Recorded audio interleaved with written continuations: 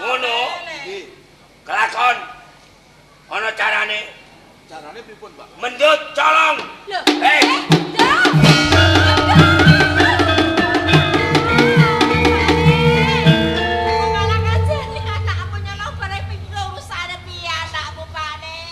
Kakean cangkem tak idoni. Satu kalau anakmu.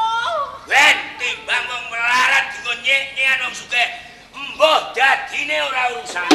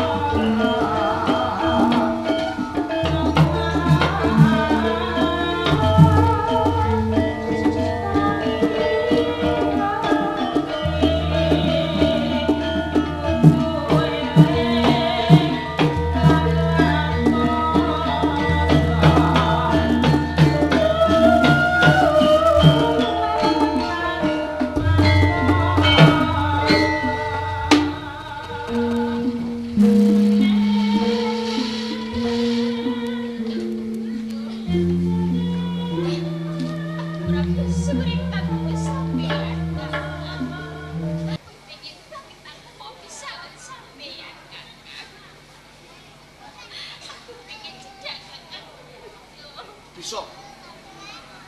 Neng ana syarate. Syarate, Kak. Yen tok kowe gelem minggat saka omah kene.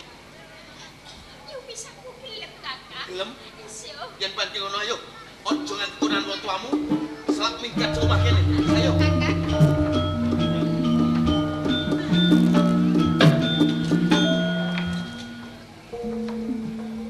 Mendut.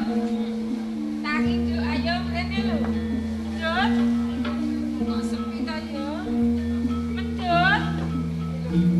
Kok sepi? Mendut. Loh, Pane.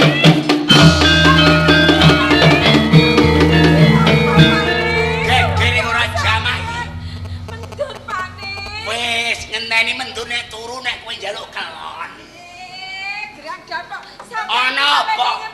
Sampai ora ngerti to Kak Pane. Kene. Mendut. Kene. Mendut minggat Pane. Mendut.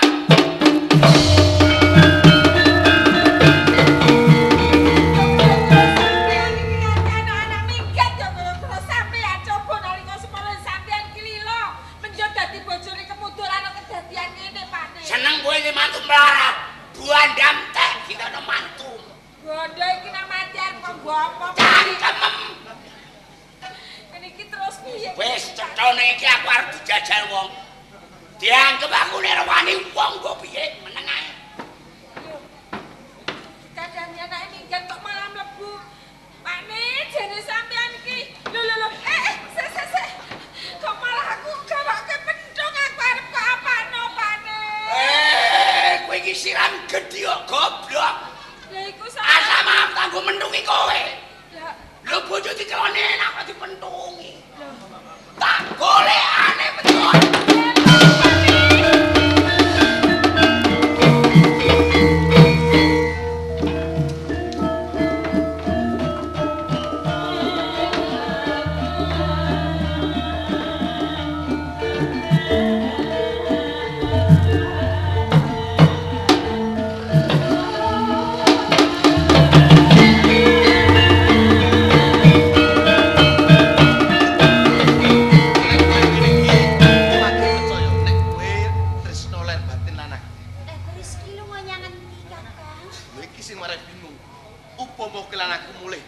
Juanalan ning omahku.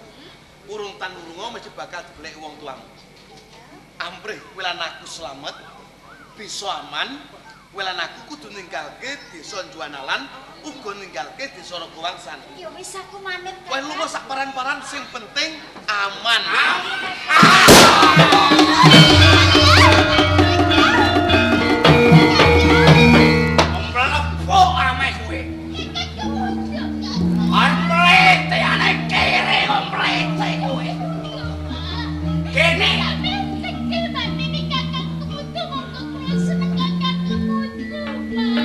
Nek kowe seneng duwe bojo kemudo bapak sing ora seneng. Sok tak golekno calanan sing barek. Sugih bandane padha karo bapak. Ora usah nyenengi. Ayo mulai. Dun.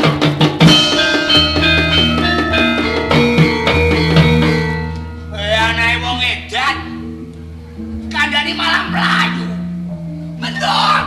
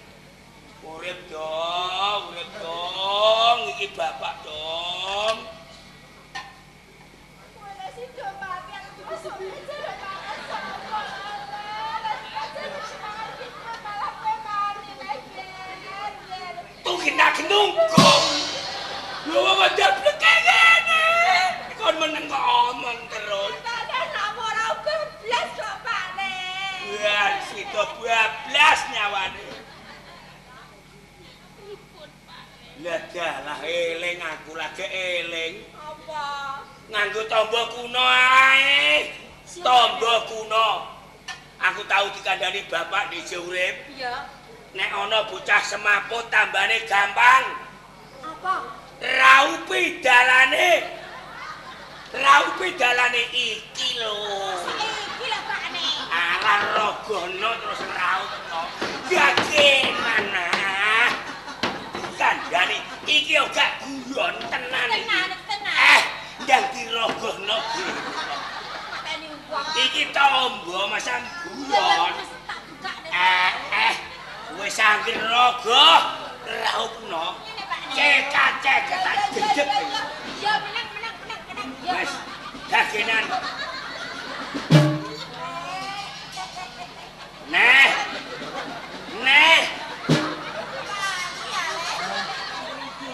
alah wong ora Ngrogong ngono ora tenanan kok.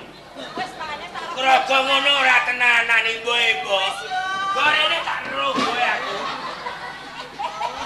Ngrogong ngono ora tenanan kok. Ngrogong iku tenanan kowe Mas. Iya.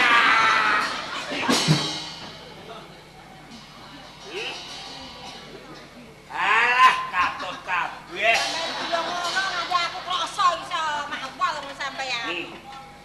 Mandi ta ora? Nduk.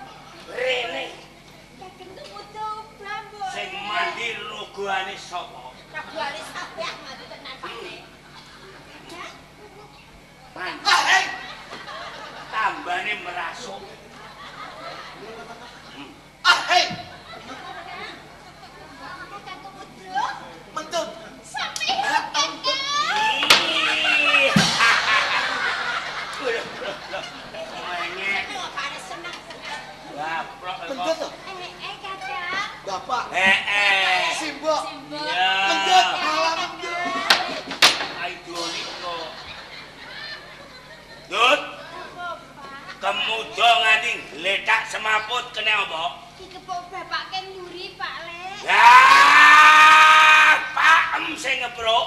Nggih. Sadiakane anake wong keperuki saenake. Niki sing perintah bapak lho. Sing ngajani nyolong aku, Nduk.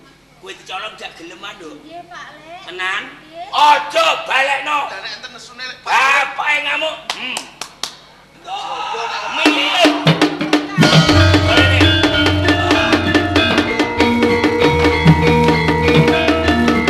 Kalau anak marani gajene. Piye iki piye carane? Bojone wong ame disogok. Wah, semane. Ngene iku jebule. Ana apa? Lho, kok takon? Ana apa? Anak diulang. Kelakuan sing apik. Urung mestine dadi bocah apik. Lho anak-anak kok diulang. Kurang ajar nyolongan ngene iki pantes iki. Pemuda nyolong mendut ngene iki elek. Lah ora elek. Salah.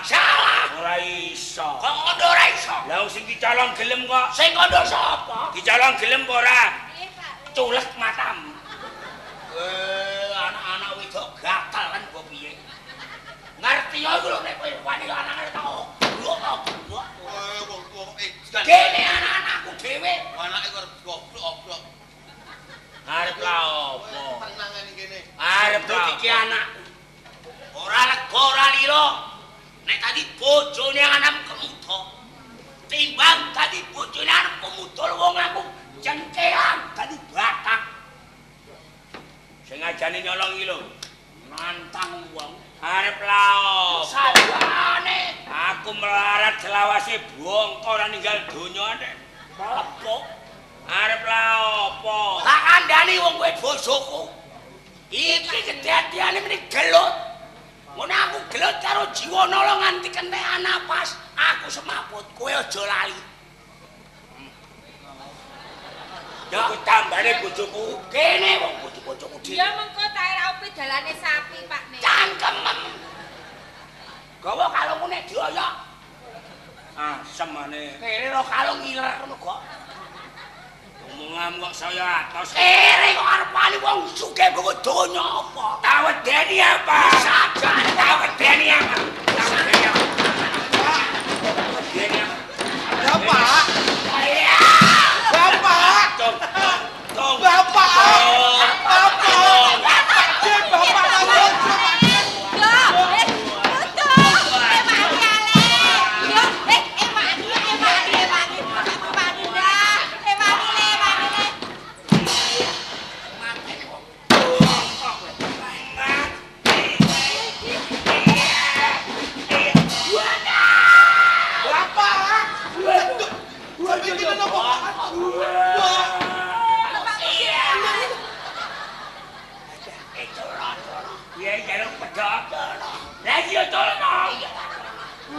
Mati aku.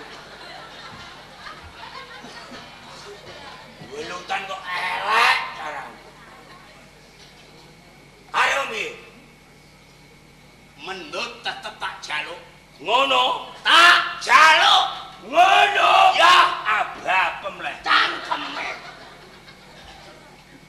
mendut kebatut dicolong kemudo manggone ning Jiwonalan. Dene najan kowe bapake kowe njaluk mendut arep mbok jak muleh iso. Neng aku duwe sayembara. Piye? Yen kowe kuat nadai tumbak Kiai Guntur Geni. Kowe muleh mendut edan bento. Mendut iki anake sapa? Anam. Mendut iki anakku lumrahe sing sayembara ra aku. Lho kok kowe ora serduli. Ora peduli kene. Nek diomongi wong sugih kok mlethek. Becek. Dadi mendut entuk tak mulih. Nek aku kuat namani tumbak Guntur Geni. Sayembaraku ngono. Wani apa ora? Wis tak niati tak kajati. Tak sagui sayembaramu. Blakno jagam. Ajake rumangsane ra wani namani tumbak Guntur Geni kok.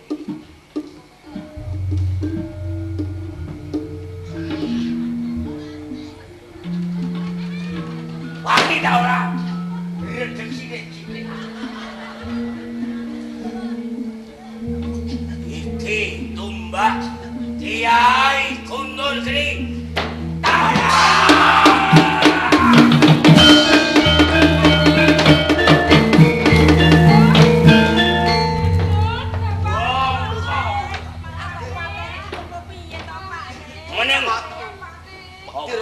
Mati, Pak. Wong kaya wis mundhak blebek iki. Nek iki perkara gedhe, Pak. Apa? Nek nganti Prabote Negara Pati ngerti nek bapak sing mateni Pak Diraga Wangsa, bapak bakal untuk perkara bapak iso dihukum. Bosok ning hukuman ya wis. Kok malah bapak saya suwe saya nekat to, Pak? Bagian ora mati melengko. Apa iya, Kakak? Apa ya, Cocok? Mantenipun kae. Kok sapa iku?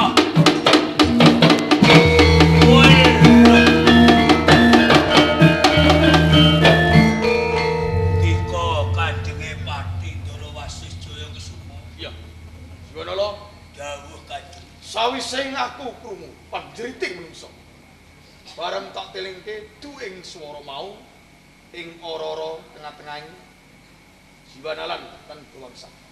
Ana kedadian apa, Jiwanala? Raga Wangsa pejah Mati Raga Wangsa.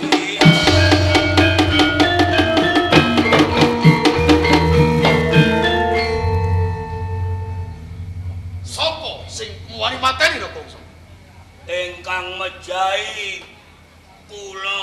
Kowe sing mateni. Nggih, Apa kowe bisa gawe urip? mboten Yo kene kowe gawe bupati. mun kadung. Hadipati ing Kadipaten Pati pesantren iki kowe apa aku? Panjenengan dalem Yo kene kowe wani nglangkai panguwasaku.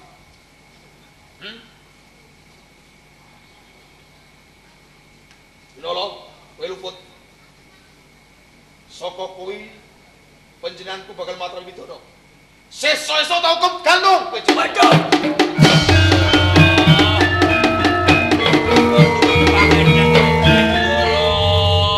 Kula tesih kepengin urip, Dara.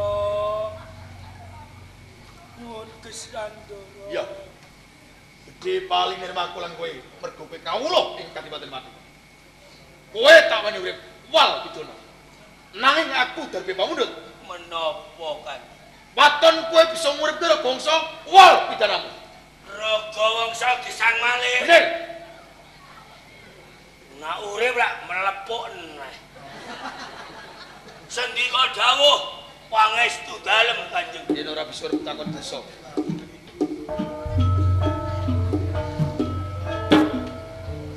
Ager kowe urip umat melepuk awas kowe.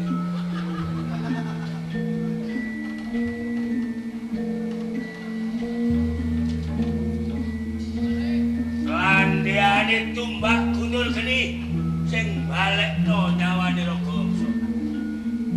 Urip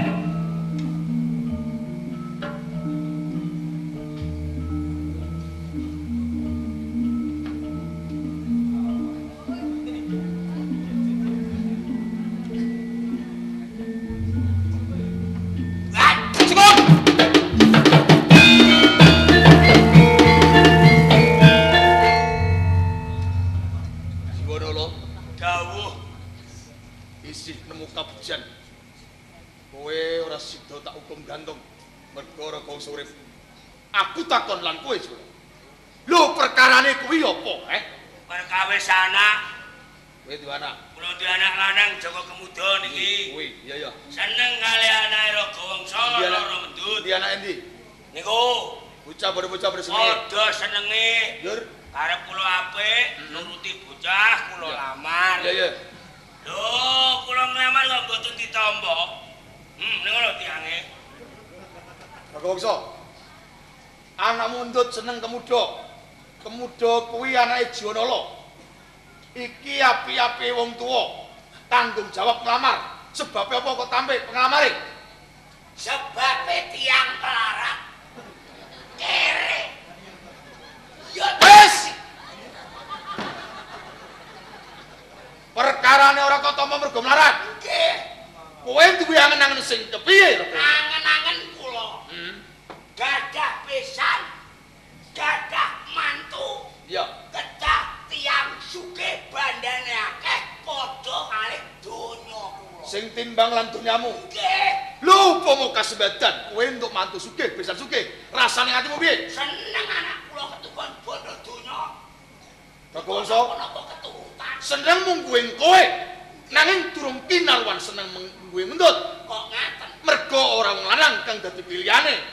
Ning beda lan kok Kemudo. Senajan marat, ning atine mendut seneng. Nek padha senenge kuwi ngrasake kamulyaning bebrayan. Nek anakmu mulya, wong tuwa iki melu mulya. Ngerti ra? Niku rane anak kula. Mergo napa kula kok boten seneng duwe besan melarat. Iya. Mengkene Jiwanala dados besan kula. Donya kula entek diuleri Jiwanala. Wes! Wes! Cukup! Raga Wangsa. Nek kowe urip nyang donya mendem marang donya, apa kowe besane mati pendem karo derajat pangkat? Bondo donya. Boten. Yo kene kowe ora nuruti anakmu, Niku mun dados keputusan kula Kanjeng. Piye putusanmu?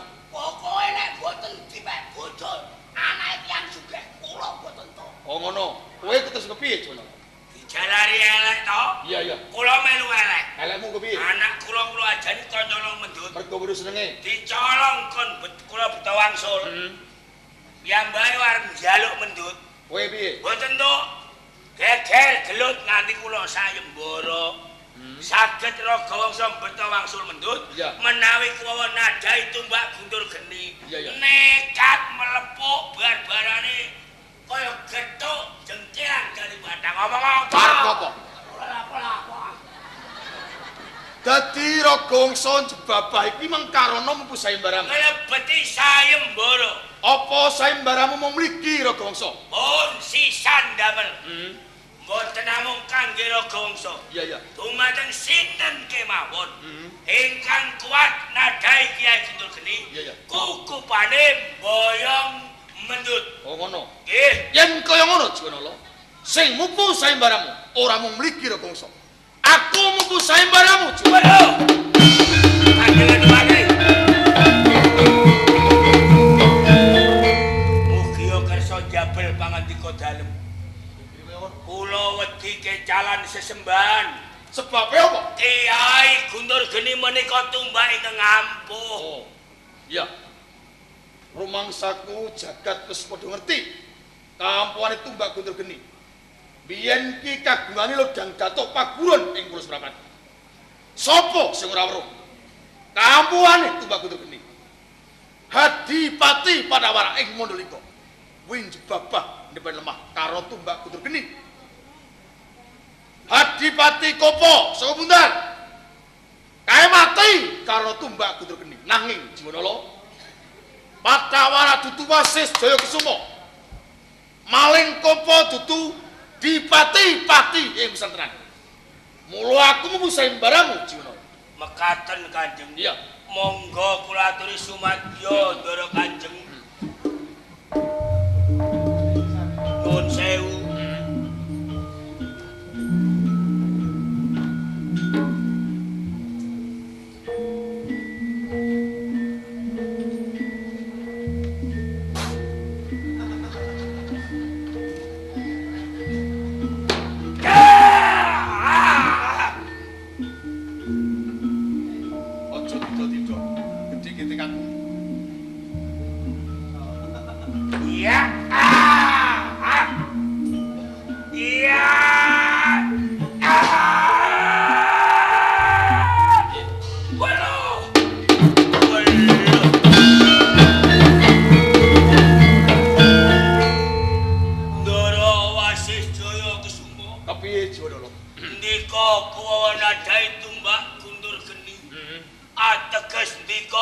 saged mupu sayembara. Iya. Pramila sayembara Jiwanalan rampung sakmenika.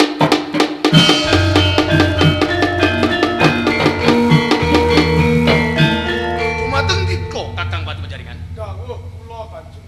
Kula mendut tumbak putra geni dika boyong ting pari Kakang.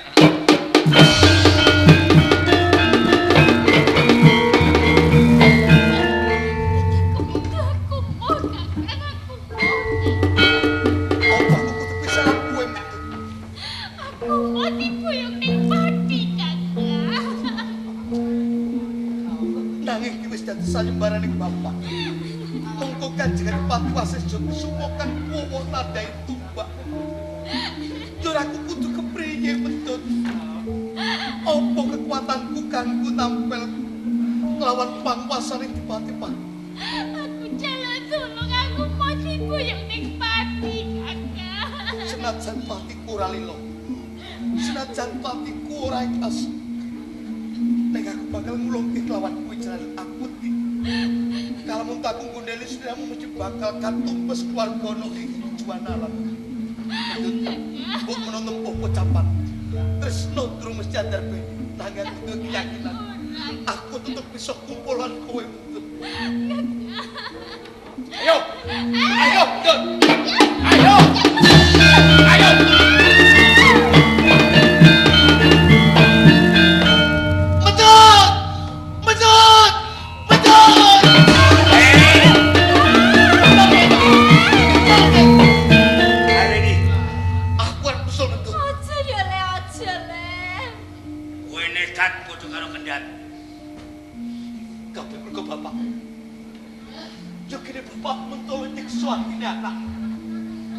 tak rewangi aku nyolong mentut mergo saka bapak nanging tundone bapak sing misahke aku lan mentut gara-gara bapak atik sayembara. Pak tinimbang aku pisalan mentut aku patenono wae Pak, aku patenono wae Pak. Aja ya le aja Kamu sing salah bapak. Yo anjene bapak salah dong. Wong tua iki gone salah. Saya wong tua melarat kaya bapak. Upamane bapak sugih ya ora salah. Nanging sak salah-salahe bapak iki ana sing luwih salah. Sinten dia? Kala wong ing biase padha rondan. Yang satu leleng gasem dasare sugih dua anak ayu digawa kanjenge Pati ora bongko kowe ora mikir karo kancane. Aku duwe anak siji kepedotan tresno nang nganti anakku mati kendhat. Aku kelangan anak gara-gara kowe. Ora harus gak tutok, nah ora kowe. Akhirnya ngomong, pokoknya mana sati melepo jam cilik kan itu aku. Kelakuan ngono kok lakoni kowe le. Kosong. Sak silakan. Diumbar-umbar kok aneh menjet pundak dijek cengel. Dadi kowe ndek penganggep nah aku wong kedonyan. Nyatane iya kowe. Aku wong sing edan bondo. Iya ta ora? Pomo kowe ngarani aku ngono iki ana emperi. Mergo kowe durung ngerti. Sapa satenane Mendut? Lho kok takok wong anake kok takok. Pancen wong akeh ngarani nek Mendut iki anak. Lah iya, bojoku iki ra iso duwe anak. Cara sapi majer bojoku iki. Ora mung gawekno aku. Cangkemem geteng aku. Mendut nek kowe kepengin ngerti. Iki tenane dudu anakku dhewe. Paringane Kanjeng Panembahan Senopati Ngaloga Mataram. Mergo Kanjeng Senopati Ngaloga Mataram melas karo aku nek aku ora duwe anak. Diparingi anak wedok jenenge Mendut. Bareng dipasrahno karo aku terus aku diwanti-wanti. Raga wangsa karo kowe aja nganti lali. Besok nek ana gedene mendut, aja nganti entuk dipek calanan utawa jejaka sing seneng karo mendut. Jalaran gedene mendut tak kersakno mlebu minangka dadi garwa selir utawa garwa ampil. Delalah gedene mendut senenge anakmu. Kowe nglamar ing omahku aku ra entuk, kowe ajan-ajan elek nolong anakku mendut. Mendut tak jaluk ra entuk. Kowe nganano sayembara, weh kowe digul-gulan, dedudukan tombak guntur geni. Rumangsamu nek sayembaramu ora bisa mumpu delalah. Kanjenge Wasis mireng. Nek kowe nganano sayembara, Kanjenge Wasis kok tampani tombak guntur geni. Ora tumomo. Mendut saiki diboyong ning pati. Iki sing cilaka. Ora nek meden-medeni wong lah. Ora medeni iki. Ana apa? Lho, mbok enteng. Mbok gampang. Kene ana apa? Mendut diboyong ning pati. Nek Kanjeng Panembahan nyaloga mireng, pati tetep geger.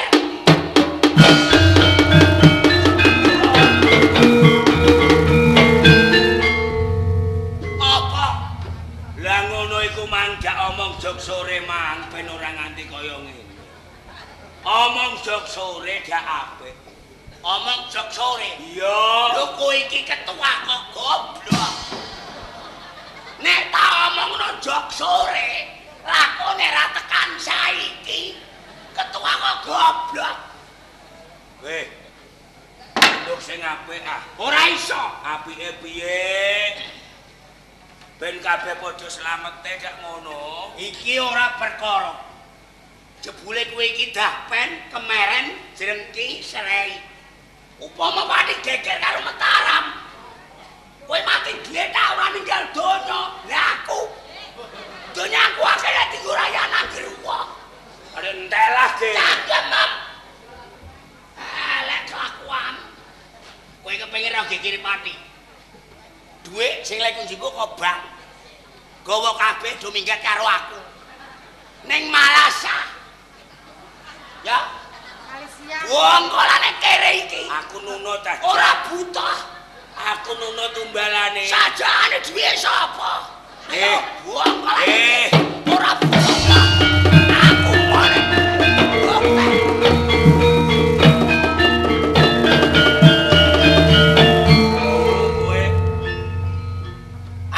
Mendut ora jodomu. Mboten. Jodoh ibarate pasti. Yen ora ketemu jodoh mbok oyake ora iso. Liyane mendut. Wis tole mbok liyane mendut to, Nggih. Ora iso piye? Kula mboten lilo. Ati kula mboten ikhlas. Menawi to mendut menika kabeh tepat. Jalan mendut menika katresnan kula ingkang pungkasan, nggih katresnan kula ingkang badhe kula gawa mati.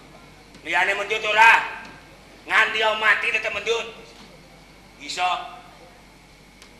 Syaratnya abot. Mendut iki ning pati. Nek ana tumusi mengero gawangsa kepiring Kanjeng Mataram, iso-iso pati geger rebutan mendut, tundone mendut kaboyong ing Mataram. Saya adoh kowe karo mendut. Syaratnya kowe minggat ke pati, minggat ke Diwanalan, pisah karo bapak, pisah karo mbok. Minggat ning Mataram, jujuk ning omahe Rondo Singo Barong. Kae dulure bapak. Rondo sugih. Ben ora ketok yen kowe cah pati. Nyamar kono-kono jago, ngingu jago adu jago. Siji sing aja lali. Aja nganggo jeneng Joko Kemuda. Jeneng Marayapes. Terus kula nganti jeneng sapa? Nganggo jeneng liyane. Cocok karo lakonmu. Kowe montang-manting gara-gara kowe kedanan ayune mendut. Cara tembunge canom jare kepranan citrane mendut. Wiwit saiki Joko Kemuda ora ana. Sing ana Prana Citra.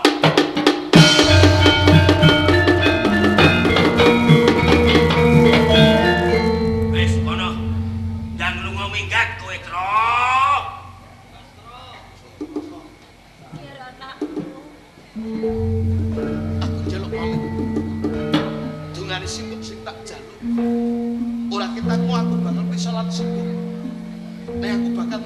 tegar banget atiku kang pengen nyawit silat. Ora apa-apa, Le. Aja nangis gebek iku. Pisah marang kowe gak kata. Aja nangis. Turtono karepe atimu. Marah-marahi bocah. Ora bisa nyangoni apa-apa ya lewat tunggu selamat. Gaplok gebek. Pangestu Bapak Sikos. Mugi mawon lampahna saking paning lapak wonten ing Mataram. Dari kang selamat. Pakne, kepala sampean nangis. Mau aku reto nangis, sampean gede nangis. Tak empet ora betah. Iya dong, iya. Lakoni wong iki lakon kok. Kowe calanan. Petunge mati apa mukti. Wis, kono gegat lunga Prana Citra. Ger, anakku.